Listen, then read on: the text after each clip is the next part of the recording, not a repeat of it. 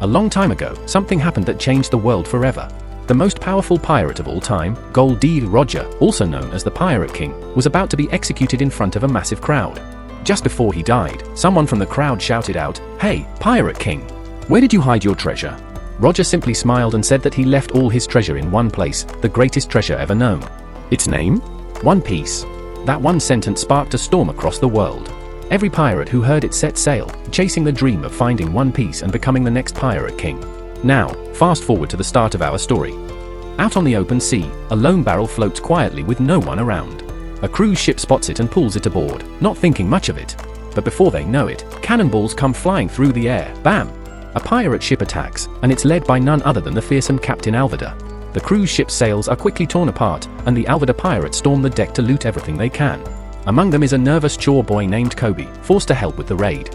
While all the chaos is happening, a mysterious girl quietly slips onto Alvida's ship, hoping to steal some treasure while no one's looking.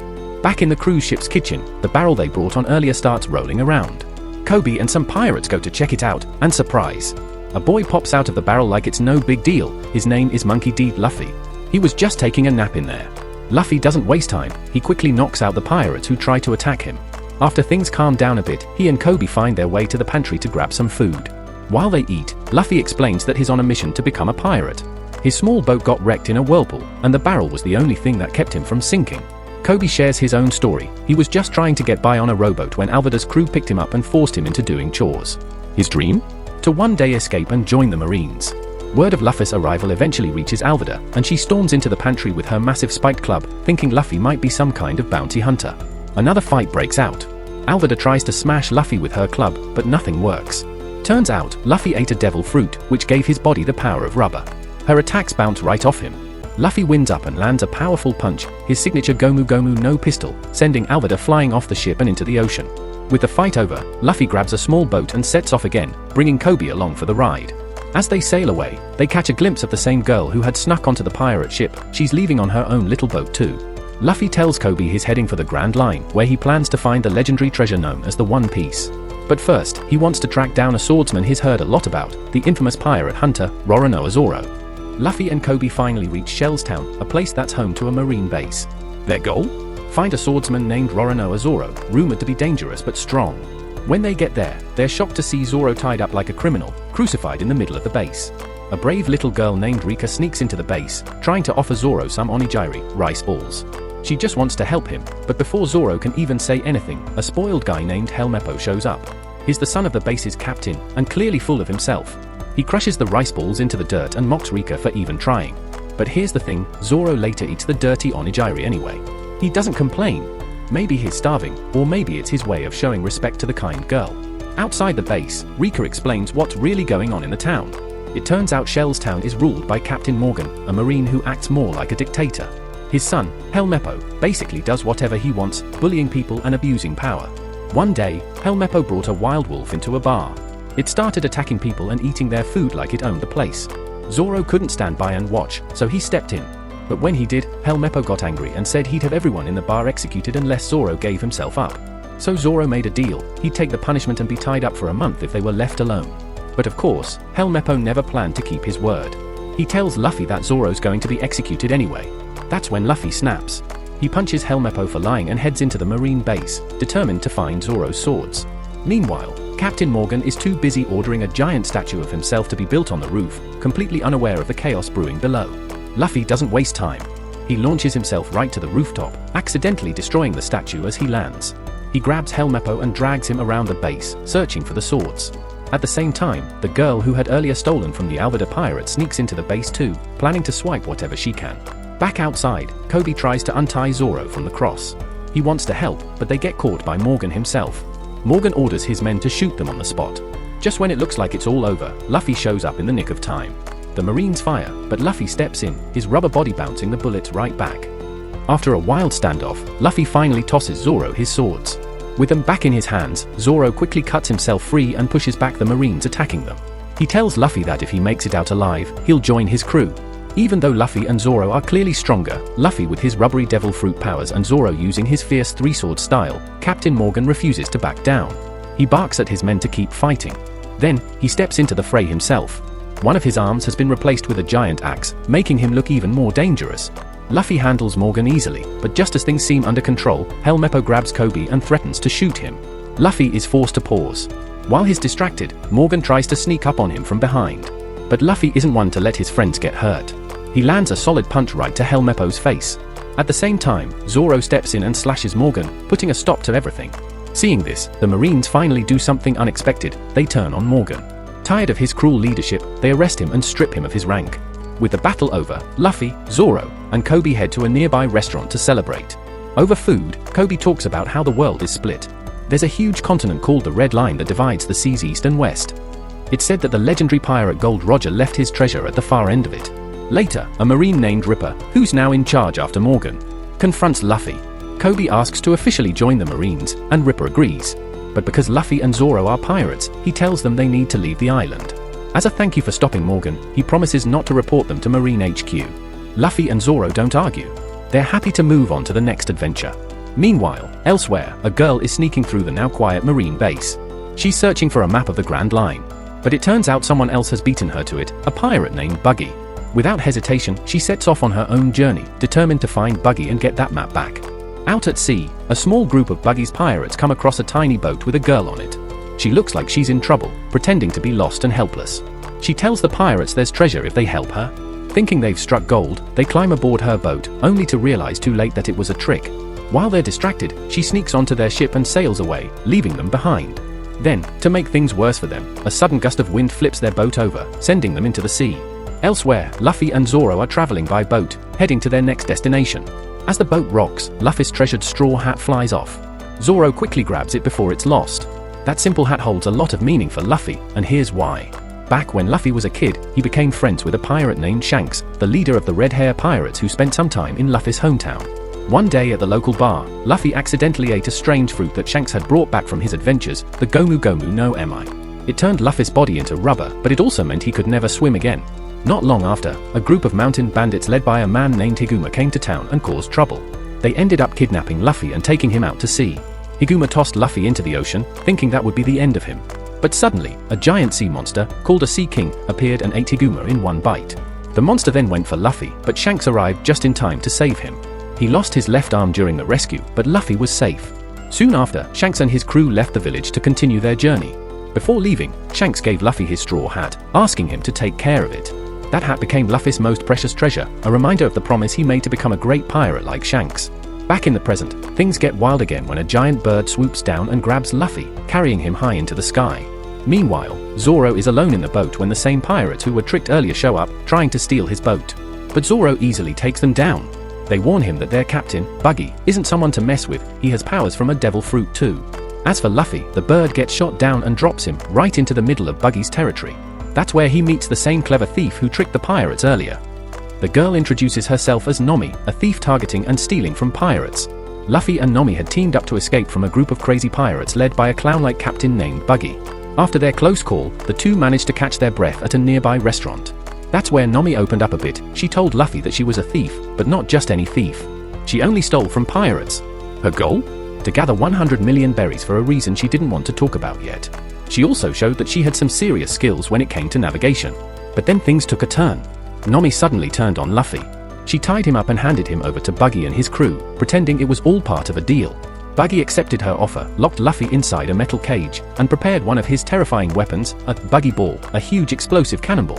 When his men fired it off as a demonstration, it completely destroyed a row of houses in the distance. Meanwhile, Zoro had just entered the town and saw the explosion. He knew something bad was going down. Back with Buggy's crew, things got worse. Buggy told Nomi to fire a Buggy Ball at Luffy. She hesitated. She didn't want to go that far. One of the pirates lit the fuse for her, but Nomi stepped in, using her own hands to snuff it out, burning herself in the process. Buggy wasn't happy about that. He ordered his men to attack her. Right on time, Zoro showed up to help. He jumped in, slashing at Buggy and slicing off his hand and leg. For a second, it looked like the fight was over. But then Buggy's severed hand floated behind Zoro and stabbed him in the back. That's when Buggy revealed his secret. He had eaten a devil fruit called the Bara Bara no Mi. It gave him the power to split his body into pieces and control them, which made him a very tricky opponent. Even wounded, Zoro didn't back down. He pushed through the pain, ran to the cannon, turned it toward Buggy's crew, and nodded to Nomi.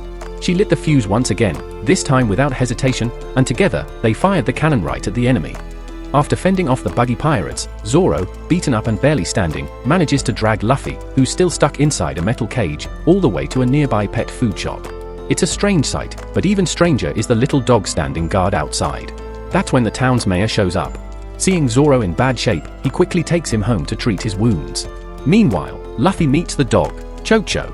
He's not just any dog, he's fiercely protecting the store. The mayor later explains that Cho-Cho's owner had passed away from illness, and ever since, the loyal dog has been guarding the shop like it's all he has left of his friend. Just then, Nomi shows up with the key to Luffy's cage. Relief, right?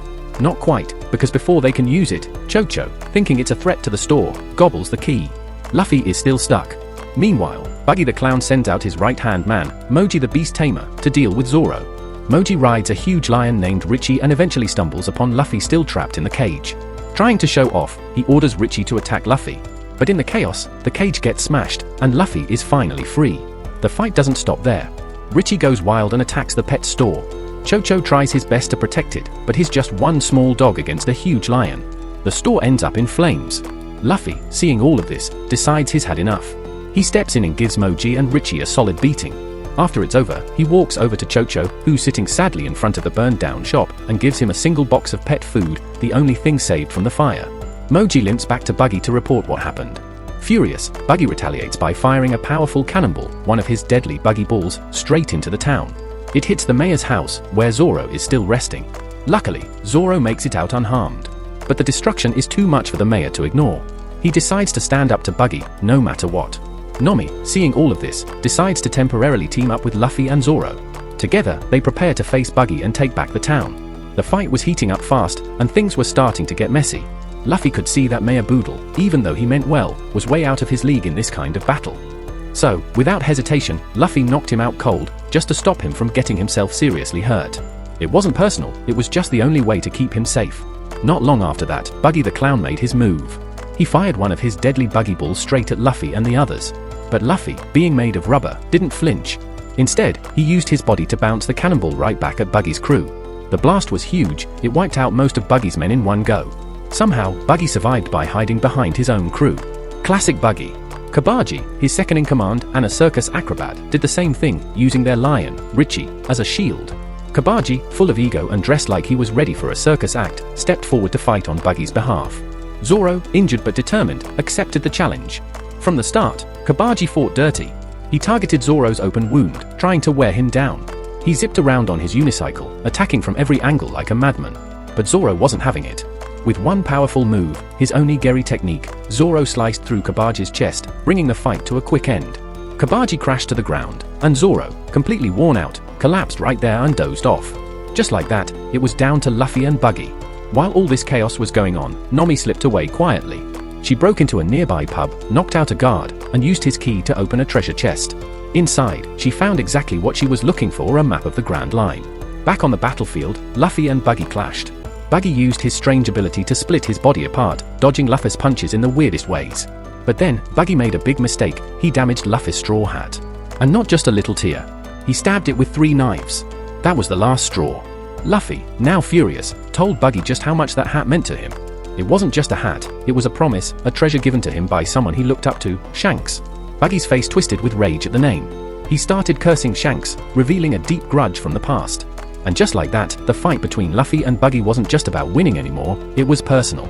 Back in the day, Buggy and Shanks weren't the big names they are now, they were just young apprentices on a pirate crew. During one of their raids, the crew looted a ship, and that's when Buggy stumbled upon something incredible, a treasure map. He kept it hidden, thinking it could be his ticket to a new life. Later, Shanks told him the crew had also swiped a devil fruit. That gave Buggy an idea. He planned to steal the devil fruit, sell it along with the treasure map, and ditch the crew to start his own pirate adventure. To cover his tracks, Buggy pretended to eat a devil fruit in front of the others, but it was a fake. He secretly kept the real one. But just as he was about to make his move, Shanks accidentally caught him in the act. In the chaos, Buggy swallowed the actual devil fruit by mistake and, even worse, the wind blew his treasure map into the sea. Now cursed by the devil fruit, Buggy lost the ability to swim, and with the map gone, so were his dreams of riches and freedom. With no other choice, he stayed with the crew, waiting 10 long years to build enough wealth to try again. Fast forward to the present, Buggy catches Nami trying to run off with his treasure. Not about to let that slide, he uses his Bara powers to split into pieces and grab it back. But Luffy steps in to help Nami. He punches Buggy hard, sending his body parts flying. Nami quickly ties up most of them with rope, shrinking Buggy down to a tiny, helpless version of himself. With Buggy all tied up, Luffy launches him with a powerful Gomu Gomu no Bazooka, blasting him out of town. After the fight, Nami gives Luffy the map to the Grand Line but keeps the rest of Buggy's treasure for herself. She agrees to join Luffy's crew for now, not out of loyalty, but because she sees a chance to make some money. Meanwhile, the townspeople of Orange Town, who had been hiding from Buggy's crew, come back and see the damage. Not knowing the full story, they blame Luffy and the others for the destruction. Luffy tries to escape the angry mob, but then Cho-Cho, the little dog who knew what really happened, steps in to stop them. Thanks to him, the crew makes it safely to the pier. Mayor Boodle wakes up and sees that Buggy's gang is finally gone. He rushes to the shore to thank Luffy and the others as they're leaving. But just when Nami thinks she's made it out with a fortune, Luffy surprises her. He leaves the treasure behind for the townspeople to rebuild. She's not happy, but Luffy just grins, knowing he did the right thing. The crew knew their ship just wouldn't survive the rough waters of the Grand Line. So, they made a stop at a small island called Syrup Village, hoping to find a better one. Now, Syrup Village had a bit of a reputation for being quiet and peaceful, but it also had a troublemaker named Usopp. Every day, Usopp would run around yelling, "Pirates are coming," just to mess with the townspeople. Most folks had stopped believing him, and when he pulled the same stunt again, they chased him out of town like always. But this time, things were different. One of the kids in Usopp's little pretend pirate crew ran up to him in a panic. Real pirates had actually arrived on the island. So Usopp and his crew rushed to the shore to check it out. When they got there, Usopp tried his best to scare the strangers away. He shouted, made up stories, anything to make them leave. But it didn't work. Luffy, with his usual calm curiosity, saw right through Usopp's act. And then he figured something surprising. Usopp was the son of Yasopp, a sniper from Shanks' crew. Small world, right? After all that, the group stopped for a bite to eat at a local restaurant, then decided to visit a big mansion on the hill. They were hoping the owner might help them out financially, maybe even with a ship. The mansion belonged to a young lady named Kaya. She'd been sick and heartbroken ever since her parents passed away, and her strict butler, Klahadore, had taken it upon himself to protect her from everything, including Usopp.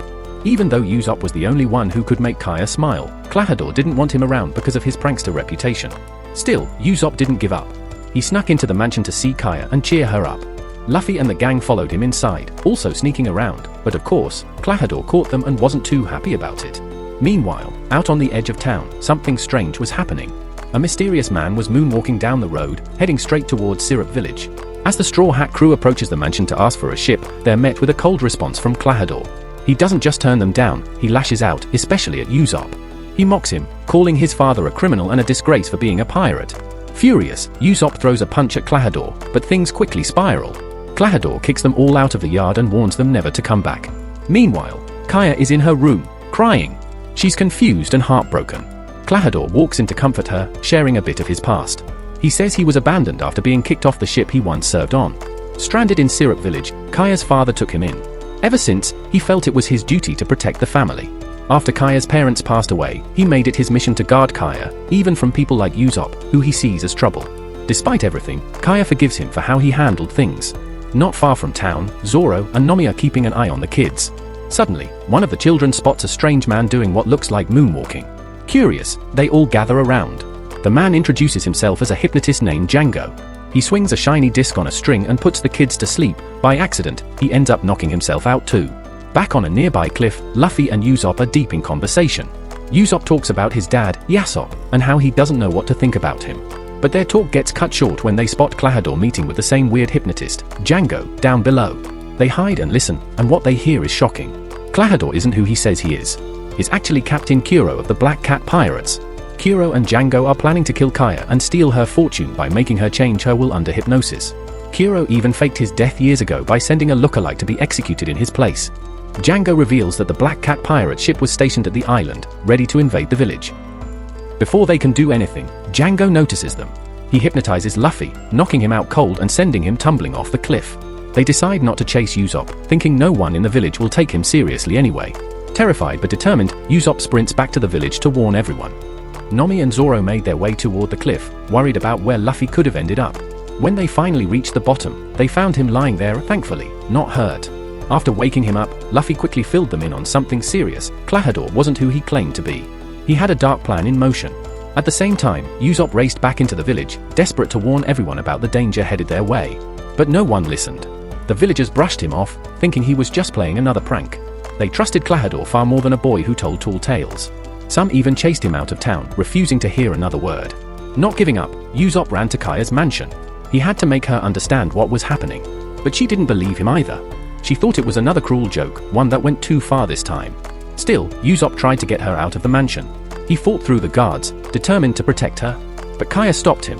She slapped him and refused to leave. Then things got worse. Her butler, Mary, shot Usopp in the arm. Hurt and hunted, Usopp had no choice but to flee again.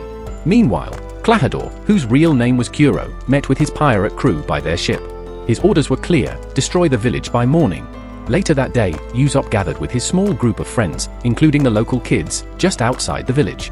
But the kids had lost faith in him. They thought this was just another story, and they walked away, disappointed. Even so, Luffy, Zoro, Nami, and Usopp stood together. They knew the truth, and they made a promise to defend Syrup Village from the Black Cat pirates, no matter what it took. The crew gets ready for the fight ahead. There's only one way into the village, a steep path down on the south side of the island, so they decide to block it. They pour oil all over the slope to make it too slippery for the Black Cat pirates to climb. Meanwhile, Kuro, still pretending to be Kaya's butler, Klahadore, sneaks back into her mansion. Kaya's already asleep, and Mary, the loyal servant, is still going about his duties. Kaya had actually bought Kuro a thoughtful gift, a custom-made pair of glasses that wouldn't fall off his nose. But instead of being grateful, Kuro smashes them right in front of Mary, finally dropping the act and showing his real face. He reveals his sharp claw-like blades hidden on his fingers, and without a second thought, slashes Mary. Then, like a total creep, he goes to Kaya's room just to stare at her while she sleeps. The next morning, the Black Cat pirates, led by Django, arrive at the island. But there's a problem. Usopp completely forgot there's a second way into the village, one up north. Of course, that's the route the pirates take. Usopp, Nami, and Luffy rush toward the north entrance to try and stop them. Zoro, however, gets stuck at the slippery south slope and can't climb it. And as usual, Luffy gets lost while trying to find his way to the fight. Usopp gets there first and uses his trusty slingshot to knock down a bunch of pirates. He even tries to bribe them with the crew's treasure, hoping they'll just leave. But Nami catches him in the act and shuts that idea down. Unfortunately, the pirates push forward anyway, and things start to look bad. Just when it seems like Usopp and Nami are out of luck, Luffy and Zoro show up at the last second to turn the tide. Back at the mansion, Kuro realizes his crew is running late. Annoyed and angry, he decides to go down to the coast himself, and he makes a chilling promise: if the plan fails, he'll kill every last one of them. The kids rush toward Kaya's mansion, worried about her safety. They tried using Usopp's secret path, but it had been sealed off. Climbing over the high gates was impossible, so they were stuck outside, hoping Kaya was okay. Inside the mansion, Kaya stepped out of her room and was shocked to find Mary lying injured on the floor. With what little strength he had, he told her the truth: Usopp hadn't been lying.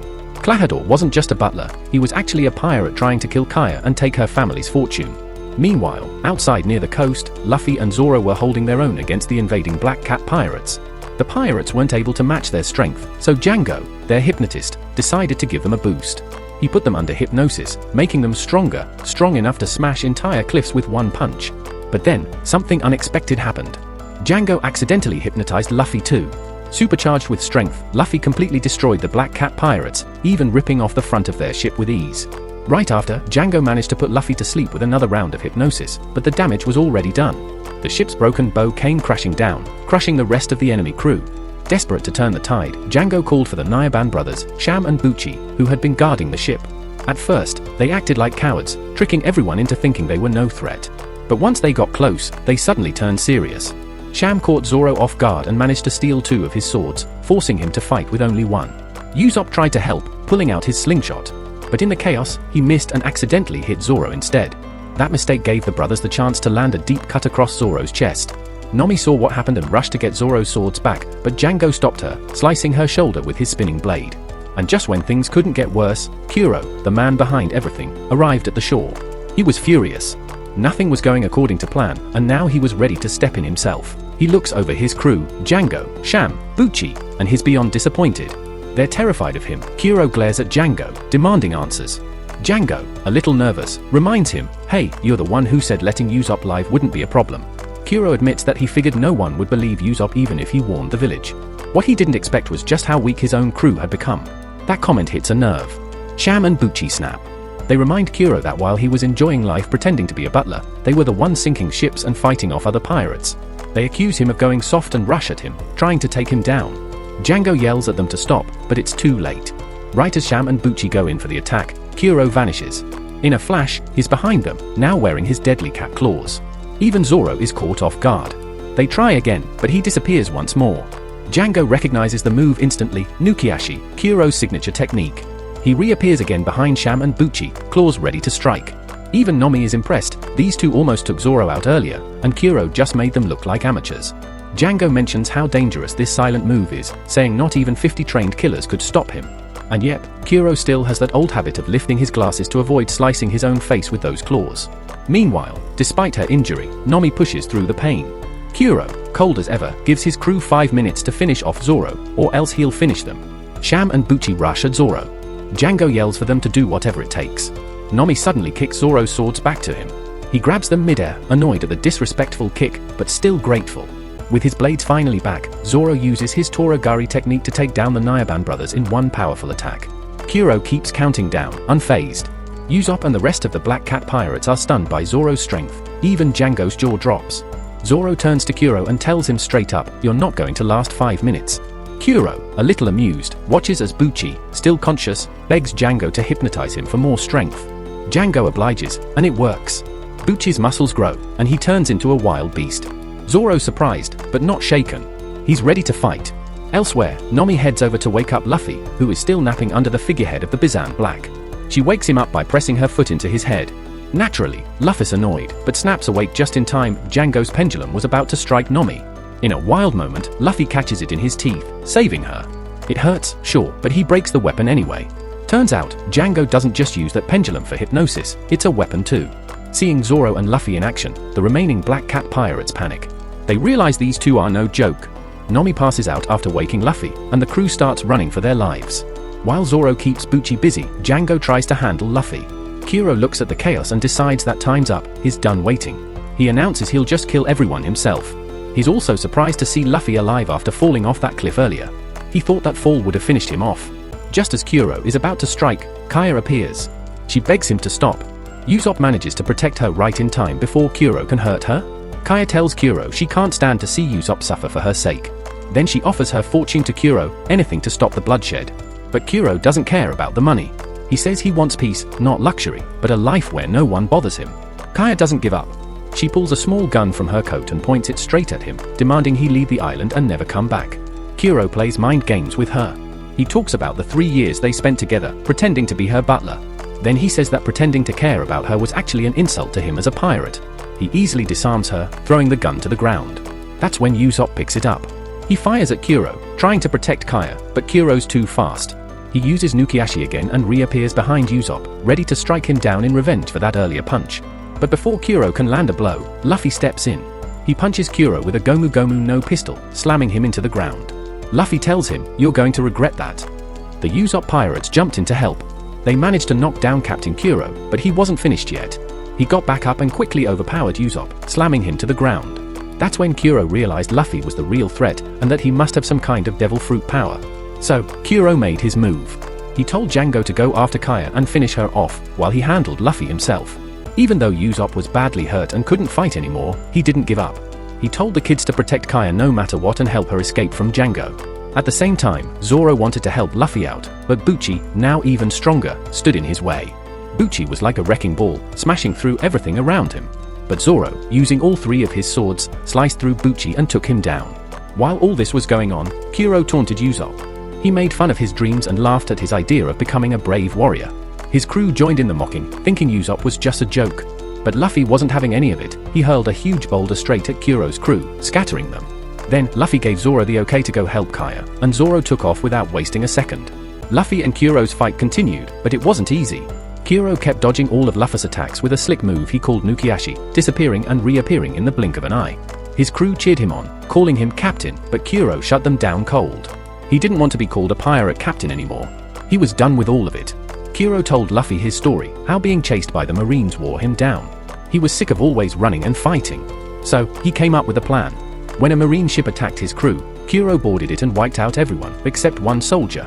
Then, Django used hypnosis to mess with that soldier's head, and with one of Kuro's own crewmen who happened to look like him. The hypnotized Marine turned the lookalike in, truly believing he was the real Kuro. The Marines believed it too and had him executed. Just like that, Kuro was dead, and finally free to start a quiet life. All he needed now was Kaya's fortune. Back in the present, the fight between Luffy and Kuro reached its peak. Luffy grabbed the same boulder he used before and smashed Kuro's glove, snapping off the claws on his right hand. Then he said something simple but powerful: if Kuro really wanted to leave piracy behind, he should have just walked away. But instead, he chose to hurt people. And for that, Luffy wasn't going to let him win. Kaya was weak, but the kids didn't leave her side. They guided her through the forest, trying to stay hidden from Django. Meanwhile, Zoro and Usopp were out there, searching for them as fast as they could. But Kaya wasn't doing well. She collapsed, too sick to keep running. The kids, scared but brave, came up with a plan to stop Django. They pretended to surrender, hoping to catch him off guard. They even set up a trap with some weapons and a log ready to fall. But it didn't work. Django walked through it like it was nothing. He turned serious fast, threatening to kill them all. Kaya, desperate to protect the kids, agreed to sign the will he wanted, just to make sure they'd be safe. But just as things looked hopeless, Zoro and Usopp showed up. They had finally found her, and they weren't about to let Django get away with this. Not too far away, on the northern coast, things were just as intense. Kuro made it clear he had no loyalty to his own crew. He planned to wipe them all out, just so no one could reveal his true identity. He started fighting Luffy, but his regular sneaky moves didn't work. So, Kuro switched to his deadliest technique, Shikushi. With it, he moved so fast he became almost invisible, slashing everything around him. Friends, foes, it didn't matter. His own crew was caught in the crossfire, badly hurt. Even Luffy struggled to keep up. Kuro's speed and wild attacks were hard to predict, and Luffy took some serious hits trying to fight back. Just when it seemed like things couldn't get worse, Kuro made another move. He tried using his deadly speed technique, Shikushi, on Luffy again. But this time, Luffy had a plan. Using his rubbery body, he managed to trap Kuro, locking him in place so he couldn't escape. Then, with his neck stretched back like a slingshot, Luffy launched forward and slammed Kuro with a powerful headbutt, Gomu Gomu no Cane. The blow knocked Kuro out cold and shattered his glasses. With the fight finally over, Luffy stood tall and told the remaining Black Cat pirates to take their captain and get off the island. Meanwhile, Zoro and Usopp were rushing to help Kaya, who was in danger from Django. Zoro didn't waste any time. He sliced through a tree branch to clear the way. That gave Usopp the perfect chance. He loaded one of his special shots, Isatsu, Kyaku Boshi, and fired. The pellet exploded right in Django's face, knocking him out. Despite his bravery, Usopp didn't want the spotlight. He asked the kids who saw everything to keep quiet about what he'd done. He didn't want to be seen as a hero. After the dust settled, Usopp met up with his little crew one last time. He told them that it was time for him to chase his dream, to become a real pirate. With that, he disbanded the group and encouraged each of the kids to follow their own dreams too. As a thank you for saving her, Kaya had something special for Luffy and the others, a ship. Not just any ship, but a real caravel called the Going Merry, designed by Merry himself. The crew was overjoyed and accepted the ship gratefully. With everything ready, they prepared to set sail again, this time with Usopp joining them as their newest crewmate. Before they left, Kaya met Merry by the shore. He shared a bit of Usopp's past with her. Long ago, Usopp's father, Yasopp, had left to become a pirate with Shanks. He never came back. Soon after, Usopp's mother fell sick and passed away. Left all alone, Usopp started telling lies, wild stories about pirate attacks, hoping that one day, his dad would really return. It was his way of coping. Back in the village, the kids Usopp left behind decided to carry on his tradition. Just like he used to, they ran through the streets shouting about a new pirate invasion. It was their way of honoring their friend, the boy who once dreamed big and finally sailed off to make those dreams come true.